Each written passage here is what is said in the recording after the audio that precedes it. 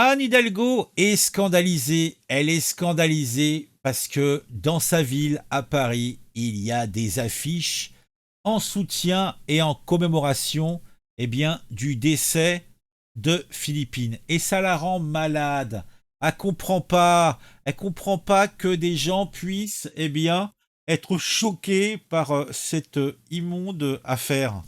Alors qu'est-ce qu'elle nous dit, notre bonne Anne Hidalgo, l'édile de notre bonne ville de Paris? Oui, il y a le sujet du meurtre de Philippine Lenoir de Carlan par une personne qui avait déjà commis un acte de cette nature et qui était en OQTF. Et ça doit se réprimer, ça doit se condamner. Et moi, je suis pour qu'on fasse respecter la loi sur notre territoire. Je n'ai rien à redire à cela. Mais il y a, dans le débat public et dans le débat médiatique, une tentative de confusion, comme si tous les agresseurs notamment de féminicide étaient des personnes en OQTF. J'en veux Encore, toujours, essayer de taper à côté. La question, en fait, ils essayent de globaliser parce que c'est plus simple pour eux d'essayer de justifier l'injustifiable en globalisant. Ah non, c'est un acte isolé, c'est un épiphénomène, non, c'est dans le cas présent, en général, ils essayent de globaliser puisque ils veulent pas entendre ce langage simple. C'est dans le cas présent, on ne peut jamais, on n'est pas dans l'esprit des gens, donc on ne peut pas prévoir leurs actes. N'importe qui, même la meilleure des personnes, peut faire un acte fou. Dans le cas présent, c'est une personne qui a déjà fait ce type d'acte, qui a été condamnée, à qui on a donc souscrit une OQTF, donc une obligation de quitter le territoire français. Cette personne n'a pas été évacuée du territoire national. Donc, en restant sur le territoire national, elle a croisé la route de Philippines. C'est simple. Il n'y a pas d'histoire, il n'y a pas de machin. C'est simple. Dans ce cas présent, on aurait pu éviter cette vilaine histoire. C'est tout. Ça s'arrête là. Donc après, et ça les rend dingues. Ça les rend dingues qu'on puisse dire ça. Après, ça fait 10 fois qu'on le dit, tout le monde le dit, mais ils veulent rien comprendre. Ils essayent toujours de nous la faire à l'envers, mais ça marche pas. Donc après, elle va trouver un scandaleux qu'on affiche, qu'on affiche le dessin de Philippines pour mettre le doigt là-dessus. Je veux pour preuve une campagne de communication et d'affichage qui m'a vraiment glacée sur... En fait, le meurtre de la petite l'embête, hein. Par contre, la campagne d'affichage la glace. Ah oui, c'est... En fait, on voit où sont les priorités de cette dame-là. Les murs de notre capitale avec ce dessin du portrait de Philippine et des propos d'un racisme avéré, très inquiétant, qu'on ne peut pas accepter non plus, tant cet amalgame. Bah oui, mais bon, en fait, en quoi c'est du racisme de dire ça? Je vois pas très bien, hein.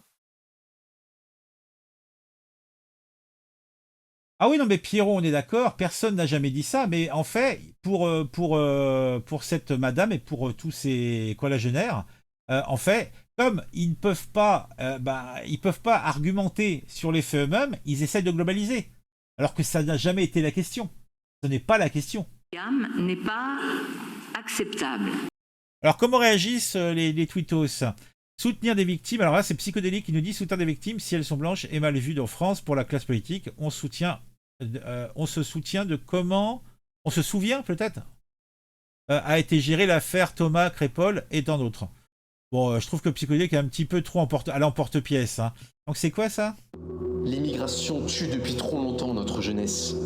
Un par un, nous sommes fauchés par des individus qui recommenceront, car la justice laxiste les laissera sévir à nouveau. Nos parents, frères et sœurs endeuillés, devront subir de voir notre nom sali dans la presse pour protéger un système politique coupable qui ne veut pas prendre ses responsabilités. Et une fois la machine médiatique passée, nous serons morts une deuxième fois, tombés dans l'oubli, sans connaître ni justice, ni mémoire. Mais nous refusons cette fatalité. Nous refusons d'être tués et trop vite oubliés. Nous refusons d'être le bétail de votre abattoir. Nous porterons les noms de nos morts, symboles de vos échecs. et nous exigerons justice.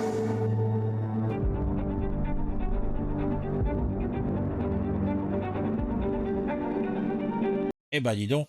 Ah, ils sont chauds à la cocarde, hein. Eh ben dis donc. Moi, ce qui me choque et me glace, c'est la mort et le viol d'une jeune fille innocente. Mais on n'a pas toute la même indignation, évidemment. Ah oui. Alors, une petite imagette. Donc, on connaît l'indignation sélective des gauchias. Victime, victime, victime, instrumentalisation. Bah oui, c'est comme ça. Les affiches dérangent ces manœuvres de com en faveur de l'immigration. Continuons.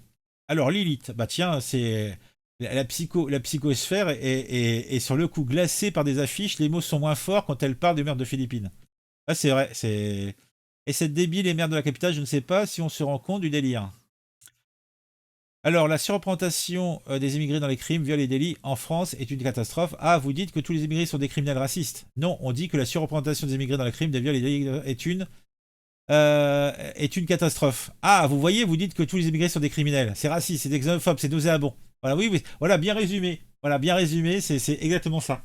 C'est on va décaler, donc la fenêtre pour en fait pour diaboliser le propos, alors que le propos est pas du tout celui-là.